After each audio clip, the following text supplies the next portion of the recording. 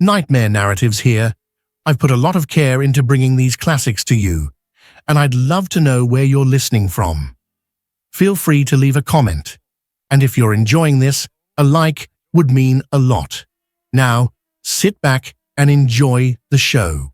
The Bullet was written especially for the CBS Radio Mystery Theater by Sam Dan and stars Larry Haynes. I shall be back shortly with Act One.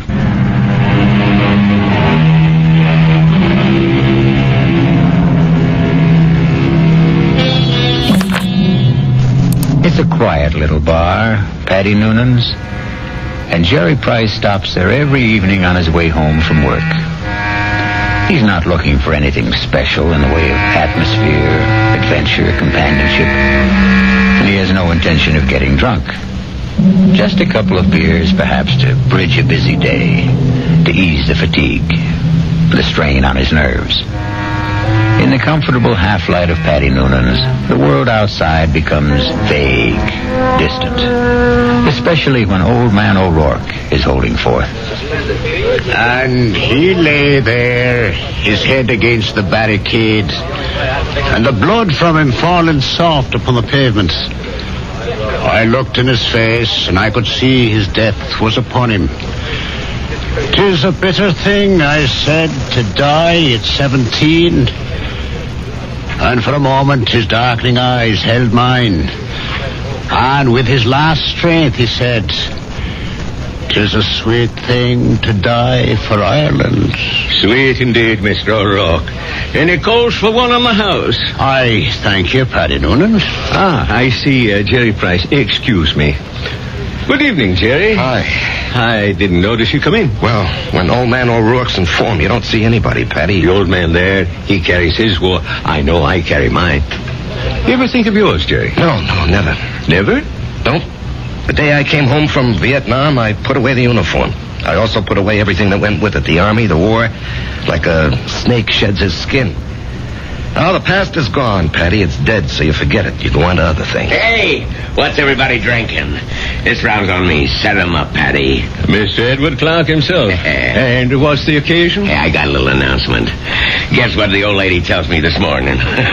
Number 10 is on its way. Oh, that event around must be on the house, Mr. Clark. Just a quick one, Paddy. Hey, I got the truck outside. What are you hoping for this time, Ed, boy or girl? Let's see. What do I got now? 4 boys and 5... No, I got 5 boys and 4... who can keep them straight?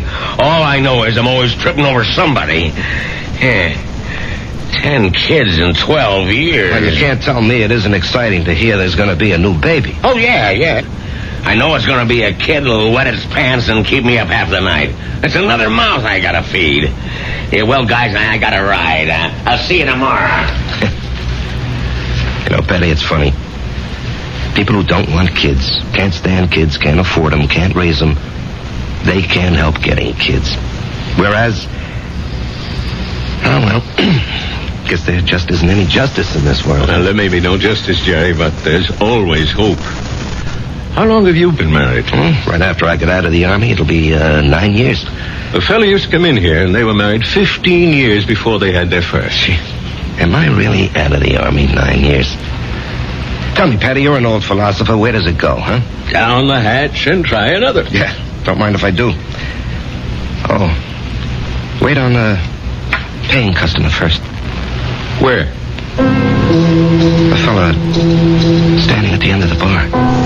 What are you saying, Jerry? There's nobody standing at the end of it. In the brown hat and a raincoat. Now, Jerry, what are you saying? No. That's Paul. Tell me, what's the matter, Jerry? Paul. Jerry, listen to me. There's nobody. Paul. Hey, he was just standing here. Where'd he go? Where is he? Jerry, where is who? Are you all right, Jerry? Yeah, I'm all right. But I saw him. Who? Oh, a guy I was in the army with. The two of you. Were you close? He was my buddy. Well, when was the last time you saw him in person? The night he was killed. Have you ever seen him again? Like you thought you did just now? No, this is the first time. Well, maybe you need a rest, Jerry. Eddie, why now? Why tonight after all these years? Well, you say you saw him last the night he died in battle. Well, the sight of him dead must have stayed with you always. But that's not how I just saw him, Patty. He wasn't in uniform. He was in civilian clothes. You might have pictured him as he looked at a happier time. I never saw him in civilian clothes. We met in the Army. And, Patty, I didn't see him as he was then. We were both kids, about 20. I saw him the way he'd look today, about 30. His face was more mature. Jerry, are you sure he's dead? He is dead, Patty. I just saw him. I know I saw him.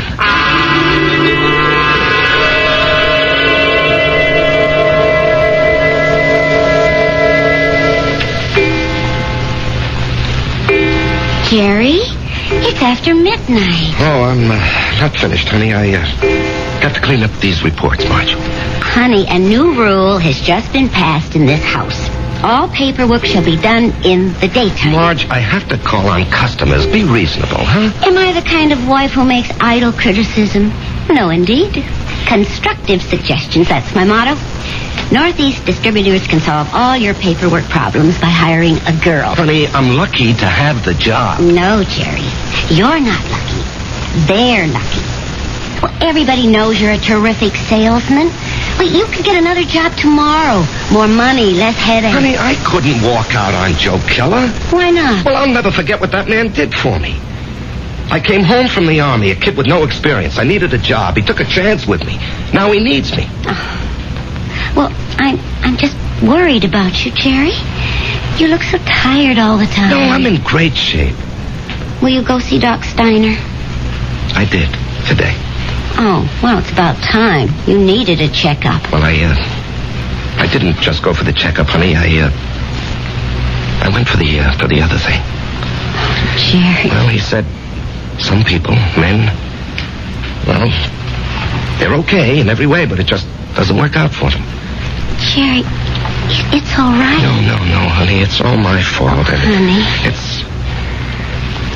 It's just unlikely there can ever be any kids. He said unlikely. What he meant was impossible. We've got each other. Yeah. Funny you didn't want a child so badly. Now we'll definitely think about adopting. Okay? Yeah, okay. Sometimes that works out even better. Come on, honey. Let me see you smile. Marge, I don't know what I'd do without you. Oh, that makes us even. I don't know what I'd do without you. Come on, get to bed. Yeah, I'll just have a cigarette, huh? Why'd you turn on the music? To make sure you don't try to sneak in some work. I know you can't concentrate with the music going. I'll just be a couple of minutes, honey.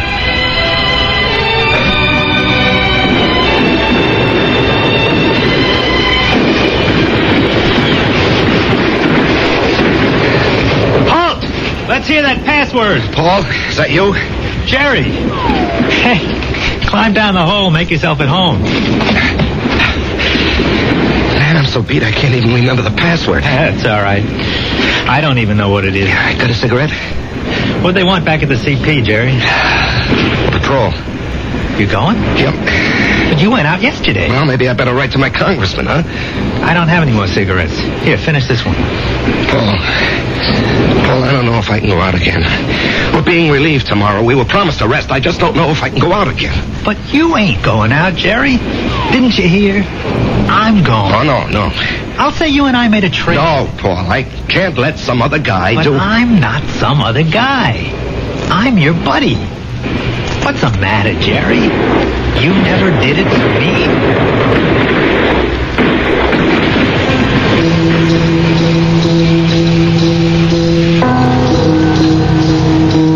Can I have a drag on that butt, Jerry?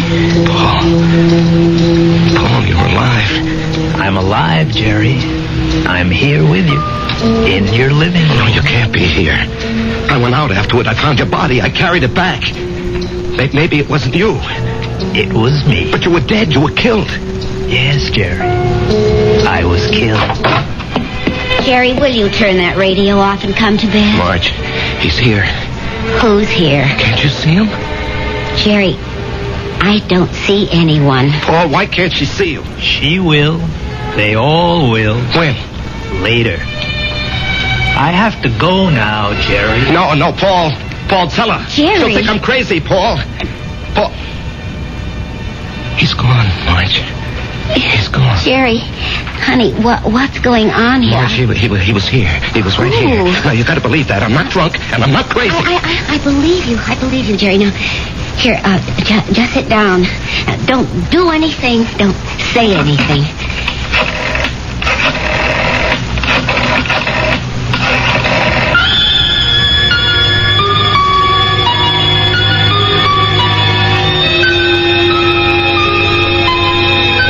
And we know who she's calling.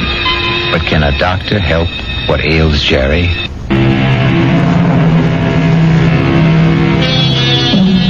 And now, Act 2 of The Bullet.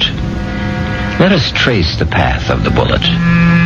We have a worried Marge, a concerned Dr. Steiner, and a distracted Jerry. Tell me about this man, Paul, you called him Jerry. I said we were buddies, Doctor. That tells it all. Jerry, please don't be so hostile.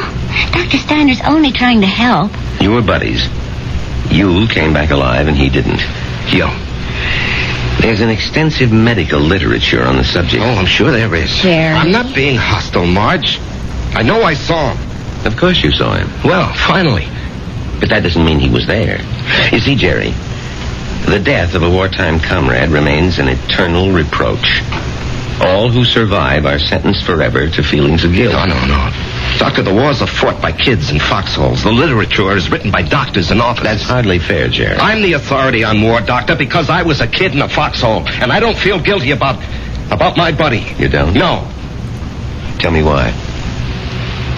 No, you wouldn't believe it. Try me. All right. You see, there's a bullet, and it's designed especially for you. And if it's your bullet, it'll find you no matter where you are. You can't evade it, you can't avoid it. It was meant for you, it was meant to be. You and the bullet. Both of you were dust, originally. You were dust because the Bible says so. And the bullet was also just dust in the ground. Well, that bullet was mined and refined and cast into metal. It was shaped into a slug and joined with a shell. It was one of billions of bullets, but it was yours, all yours. And at the right time, there'd be a tremendous explosion of gases in a narrow chamber. And the bullet would be torn loose from the shell case and spun around the grooves of a gun barrel and hurled through space. This is the bullet you don't hear. You don't hear it, Doctor. You don't hear it whine past your ear or ping off a rock or thwack against a tree. That's because it's your very own bullet. It's coming to meet you, or you're going to meet it. It's been arranged. You see? It's an appointment that can never be broken. The dust that had become the bullet would encounter the dust that had become you. And after a while, both of you would become dust once again and return to the ground. Your original home. Jerry, I know you're overworked, you're overwrought, you're overtired. I keep telling him to slow down. Okay, I know I'm under a strain. I know I'm working too hard, but what can I do? Jerry, try to understand. Right now you're having what is popularly known as a nervous breakdown. This alleged visitor from another world. I say he's an illusion. I say you have subconscious feelings about him which you're not aware of. And I say they burst through because of heavy pressure on your nervous system. Yeah, I knew you'd say that. Prove me wrong. How? Go away. Get out from under. Rest a while. Relax.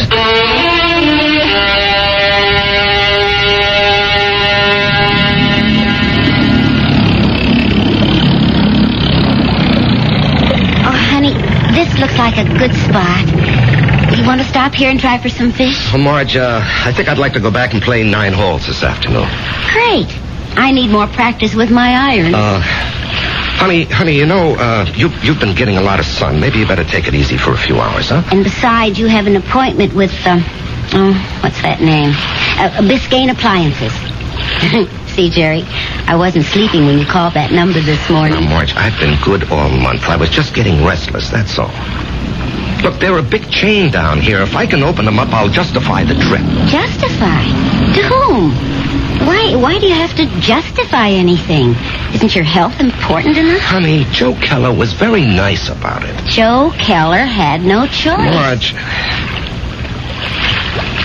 Honey, Steiner was right. I was beat. I don't know how I managed to drag myself along. So I did the right thing. I chucked it all. Now I'm fit, see? I never felt better in my life, and I'm raring to go. Great.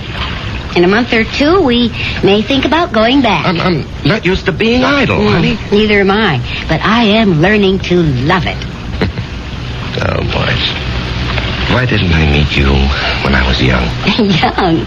Jerry, you weren't even 21. No, I was already made when we met. I had already become what I was going to be. You know, I've got a certain amount of ability. A tremendous amount, Jerry. But I'm not confident, honey. I doubt myself. I guess I didn't have very much encouragement when I was a kid. You know, my brother was a great athlete. My sister was a great beauty. I was kind of clumsy and funny looking. Anyway, Frank and Alice were sent to college. When my turn came, the money had run out. Or maybe they thought I wasn't worth the effort. That's why I enlisted when I was 18. I had to get away from the house and my father. There was no place else to go. You never told me this, honey. I decided if I ever had a kid, I'd never make jokes at his expense or tear him down in any way. I know how these things cut inside where it doesn't show. I would do everything to build him up and give him confidence. I will never have any real confidence, Marge. Oh, yes, you will. No, baby. You won't get it from a pep talk. I think we can go back home now, Marge. All right, on one condition. You'll just have to slow down. I promise. And, honey, there's only one way you can really slow down. That's to get a partnership from Joe Keller. Now, Marge. Don't you deserve it? Of course I do. Well, we're going to adopt a child, which means I'll quit my job, and you're not going to spend time on the road. That kid will need both of us, won't he? Yes, honey, he will. Then we need that partnership, don't we?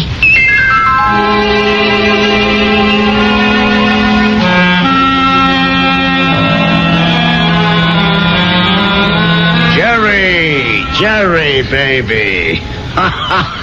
You look like $1 million. Less 2% for cash, of course. Yeah, Joe. Oh, hold it. Ramona, no calls. I'm in a meeting. I can't be disturbed. Well, anyhow, Joe, hello.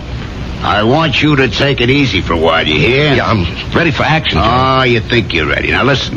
I know you had a lot of expenses. I want you to take this little check. It's only $500.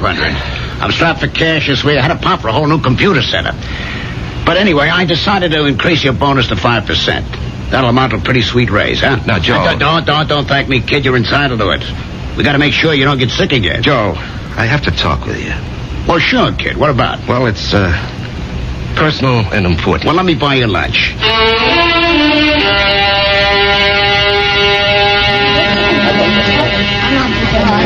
Well, Jerry, what are we going to talk about? I'm fresh out of polite conversation. Joe, I want a partnership. No, you don't, Jerry. But, Joe... No, don't interrupt. You don't want one. You'd like one. Two different things. Now, don't nitpick, Joe. You'd like a partnership, which means it would be swell. Great if you had it. But want is something else. It means lack. It means need. I know you'd like to own a business, but you're not cut out to be an owner. Why? Because an owner is an officer. And in your heart, you'll always be an enlisted man. Tommy, could you ever fire a guy because you could get someone else cheaper? If an old customer, a good friend, was getting slow paying bills, could you cut him off? Thousands of guys like you go bankrupt every year. You're nice, sweet, big-hearted. But you don't have the guts business needs. Well, I'd like to remind you of the volume I sell. I know it to the penny, Jerry, and you're well paid for it. Well, I'm worth more now. You are. You got a sweet raise this morning. Joe, don't think I'm not grateful. You gave me my first break. But I think I can do better elsewhere. Where? Anywhere. Consolidated, Freeman and Singer. Should I go down the list? Oh, they'd love to have you, Jerry. What'll they pay? They handle the nationally advertised brands. What'll you be, their glorified order taker? They don't need your full selling ability, so they don't have to pay you full price for it. Sure, with me, you push out all the schlock. It's rough, but you get top dollar. There's 20 outfits like mine. They grab you tomorrow, but where's the improvement? They won't pay you more. At least here, you got 9 years equity in a pension plan. You and me are used to each other. Besides, I really like you. Yeah. Sometimes I feel like a father to you, Jerry. It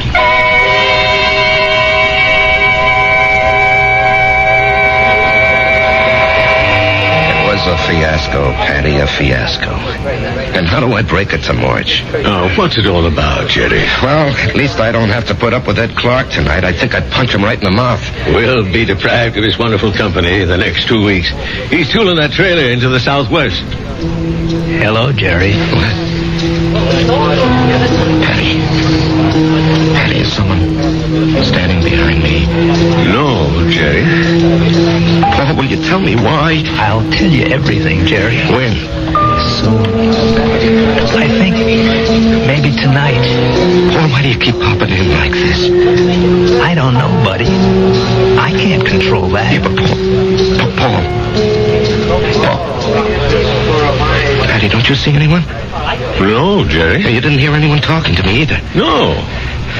Patty, do you think I'm crazy? Well, maybe you should see a doctor. I saw a doctor. Well, how about one of them psychiatrist fellas?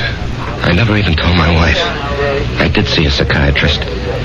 But after a while, I figured, why pay him $50 an hour when I can come in here and talk to you for nothing? Well, there must be more to them fellas than that. Oh, sure. He said that the roots of my problem go back to my unhappy childhood. But, Patty, I have a brother, Frank, who feels terribly insecure. He goes to a psychiatrist, too. Why? He had a happy childhood. Put it this way. If you see someone and I don't, the flaw can be in me and not in you. Drink? No. I better go home and face the music.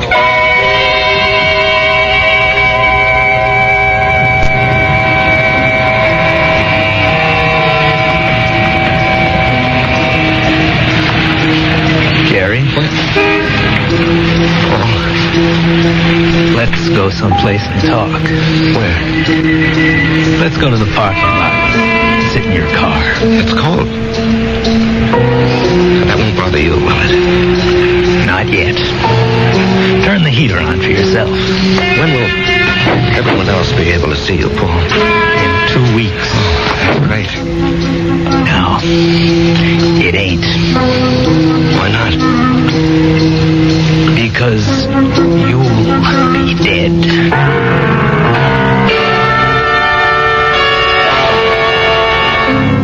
Because you'll be dead. Cold words from a warm friend. The chill inside the car becomes intense. But Jerry knows there's no point in turning on the heater. We'll rejoin these two friends when I...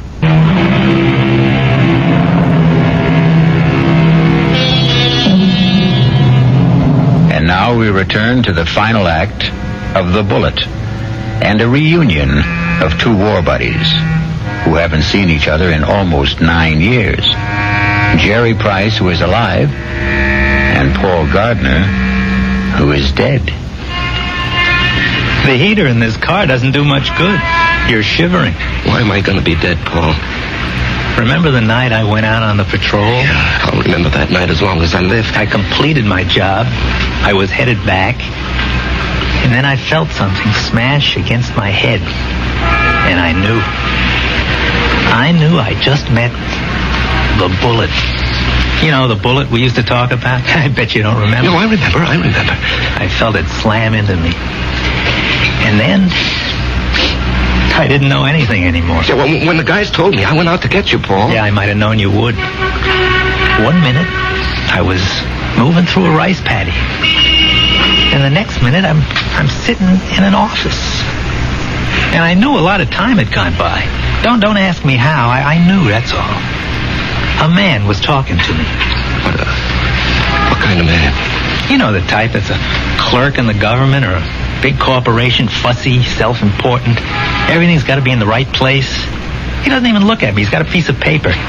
He says, Paul Gardner, you're going back. You should not have died that night. The computation was for you to survive. The plan was for you to marry a girl named Marjorie Stone. I married Marjorie Stone. Yeah, I told the guy, I want no part of it. And he gives me a look, this clerk does, like he couldn't care less about me or you or anybody else. And he says, come with me. He leads me to a door.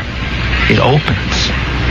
And all I can hear is a hum and a clicking. And all I can see is a computer. I mean, there's no end to the thing. That's all you can see is computer. And he says, there it is, friend. City Hall. Go fight it. By this time, I'm shaking. That machine scared the pants off me. You couldn't see the top nor the bottom of it. There was no end to it, just machine, wherever the eye could see. Well, then what happened? This clerk, he tells me there's a plan. A capital P plan. It calls for me to come home. Not you. Well, maybe that's fair, Paul. You were always the better man. No. You got more on the ball. You never got a break, that's all. I had the chance to go to school, become somebody. I could have gone into the old man's business, become the biggest hardware dealer in Atlanta. You and me, we both run away to join the army. You because you had nothing, me because I had everything. But why are you coming back? Because Marge and I are supposed to have a boy. A certain kind of a boy. He'll grow up, I don't know, discover something, create something, or be somebody the world needs real bad. They wouldn't tell me what. Anyhow, 40, 50 years from now, he has to be here. And of all the millions of men and women, he could only be born to me and Marge. When am I leaving? I told you. In 2 weeks. How? 9 o'clock at night. A trailer truck will go past Patty Noonan's saloon. Just as you're crossing the street. Why does it have to be like that? Because you don't know how careful these things are figured. You could get killed a million ways. But the plan calls for a truck driven by a guy named Ed Clark. Oh, yeah, I know Ed Clark. He doesn't have a good record, so it'll be easy to prove he's a careless driver. He works for a big outfit, so Marge will have a good settlement. But why? I still don't understand. She'll need the money. You see, I won't be a good father. Not as good as you, for sure. Oh, I'll love the kid. I'll love Marge, but I won't be there a lot. You know me. I have to keep moving. But if you know how important it is for the kid... I won't know. Once I'm alive, I won't remember any of this. And you say it's all figured out, maybe not. The human element. How can the machine predict Marge would go for you, huh?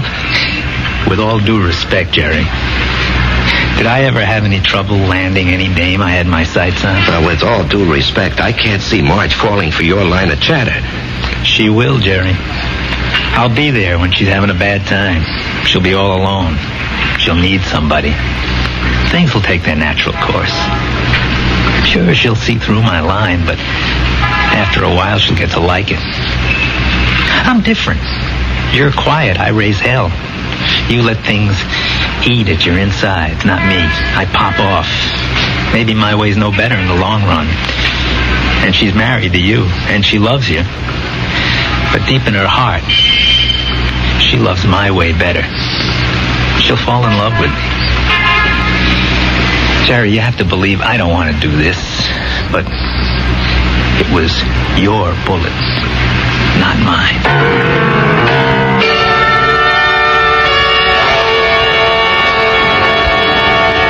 Jerry?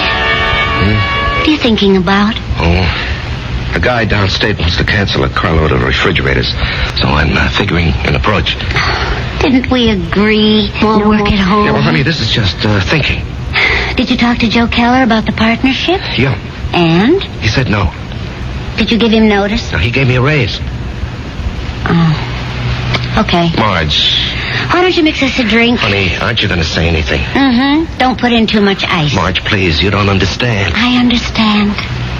I married a certain kind of man. And you're stuck with him? No. I'll stick by him. Because I love him.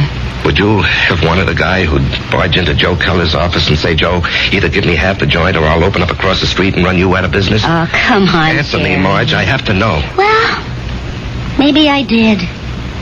Why didn't you marry him? He never showed up. So you settled for me? That's what's known as falling in love. Come on, honey, take me to the movies. No, I don't want to take you to the movies. Let's go downtown and see a play. But that's a lot of money. Are you going to worry about money? Now, and look, this weekend, would you like to fly out to, say, Snow Valley and ski? Yeah, or how about Las Vegas, huh? Jerry, what's gotten into you? Honey, we're going to have 2 weeks of the most fantastic fun. Why 2 weeks? Oh, what's so special? You? Me? I just want to spend the rest of my life having a ball with you.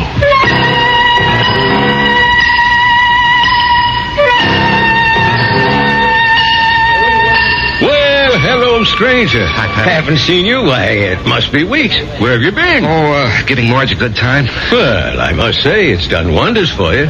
You look so calm. Do I? Do you ever see the little guy who wasn't there? No. Well, that's good. Let's drink to it. Jerry, if I'm not being forward, what did he want from you? You wouldn't believe it, Patty. Do you believe it?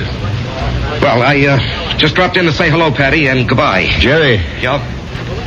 Something's the matter with you. Well, I understand Ed Clark is due back here tonight. I don't want to run into him. I just don't want to talk to him. Well, if that's how you feel, I'll buy him from the joint. Now, Jerry, something's wrong with you. No, nothing, Pat. Now, look, I'm an old soldier, Jerry. I can tell. No, it's really nothing. Really, is it? No, Jerry, you got a look on your face. What kind of look? I've seen it before in the war. I've seen it on men who go out on the impossible mission. The look of men who know they're not coming back. The resigned look. What are you resigned to, Jerry? You have a vivid imagination. I have an imagination. Jerry, whatever it is, don't be resigned to it. Fight it. You can't fight City. I knew it. You're in a fight, Jerry. Well, you can fight anybody.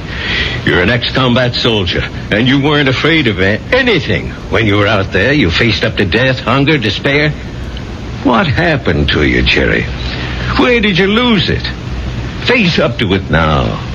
Whoever he is, spit in his eye. Patty, I can't do anything. Jerry, I'm going to throw you out of here for your own good. Now leave town. Go far away for a while. Fight it, Jerry, fight it. Patty, wherever I go. Listen to old Patty, just take off. Don't you see there's a plan? Who cares? Put up a fight. Why are you so upset, Patty, huh? I don't know, but listen to me. Fight now. Now get out of here.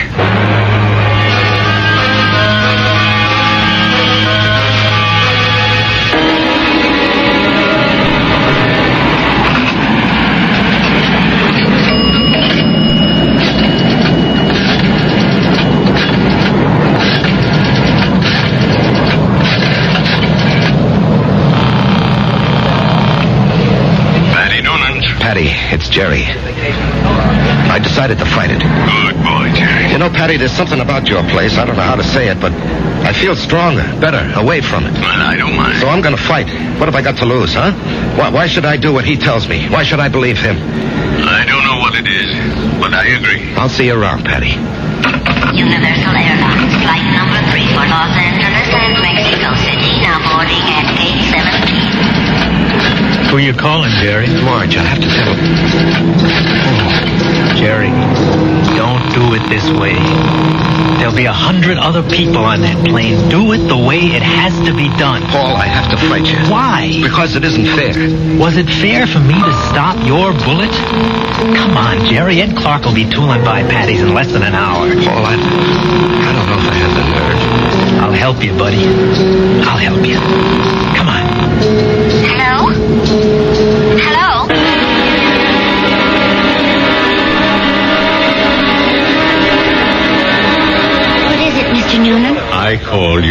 hope it wasn't out of turn, Mrs. Price. It's about Jerry. What about Jerry? He's sitting back there in a booth. Now, wait. Don't go to him yet. He's in trouble. Well, it can't be. We've had such a glorious 2 weeks. He's in trouble. Well, what kind of trouble? I don't know. We have to help him somehow.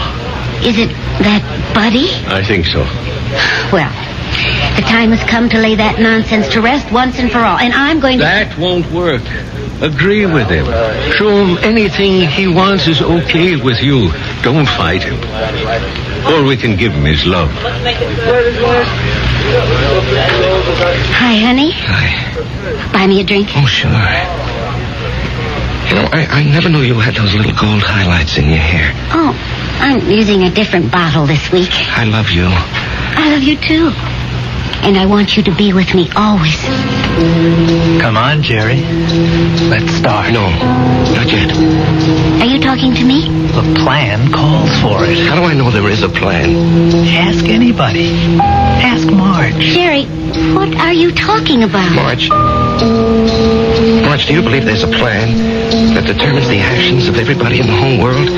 No. You sure? I'm sure. Well, then how do you think things work out? Well, every which way. Come on, Jerry. It's time. No, I won't go. Where won't you go? Then, Marge, as far as you're concerned, there isn't any plan. Oh, well, what do you think, Jerry? No, that's not important. What do you think? Well, yes. Yes, there is a plan. I can prove it. You can? Yes, but you started me thinking there has to be a plan. Otherwise, you and I, we just never would have met. Remember that day? Yeah. You were taking cash at Ryman's drugstore. That's the only reason I walked in there. Well, I'd already given notice. I was going to leave. And then you walked in and asked Doc if you could open a charge. Then and there, I decided to stay. And where? Where were you going? Oh, away. Pull up stakes. Why? Well, my folks were gone. My friends were married. The neighborhood had changed. The girl I went to school with had a father, a construction engineer. He'd been transferred. Well, she took a job in his new office, and she wrote and said she found a nice crowd. They needed secretaries down there. She could fix it up. Well, why not? I was set to go. But it was not to be. You came wandering into Ryman's. Obviously, there's a master plan that rules our lives. And where was this wonderful place you almost went to? Atlanta. Atlanta? Oh, what's so remarkable about that, Jerry? It was definite you were going. Oh, sure. And only because you met me. Only because I met you. Otherwise, I'd have gone to Atlanta and married a southern millionaire. But evidently something had been planned for me. Aren't you flattered? I met you, and it changed my whole life. Are you ready to go now, Jerry? Marge, will you come with me? Yes, Jerry. Where do you want to go? Why, I have to do something. I'll come with you. No, wait here, darling, please. It's time, buddy. Just like going out on a patrol. Jerry, where are you going? That's all right, Patty. It's all right. I didn't want this, buddy. I know. I don't want you to take my bullet either. Goodbye, Jerry. Yeah, goodbye, Paul. Take care of her for me, huh? You know I will.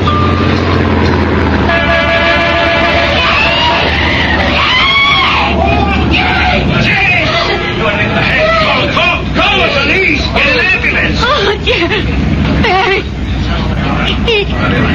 He's dead. Here, you're cold. Let me throw this coat over you. She's gonna faint. It's all right. I've got her. We'll bring her into that bar where it's warm. Give her a little stimulant. It's all right. Everything will be all right. Everything will be... It'll be all right.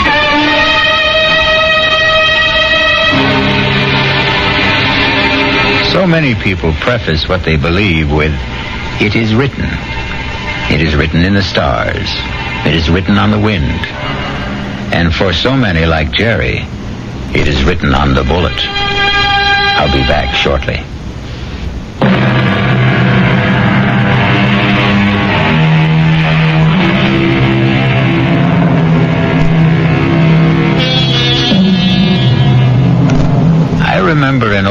soldier once told me he wasn't worried about the bullet that had his name on it. What really bothered him was the bullet marked, "To whom it may concern." Our concern is mystery, excitement, suspense, thrills, and chills. Our cast included Larry Haynes, E.V. Juster, Martin Newman, Ralph Bell, Leon Janney, and Danny Acco. The entire production was under the direction of Hyman Brown. I'd love to know where you're listening from. Feel free to leave a comment. And if you're enjoying this, a like would mean a lot.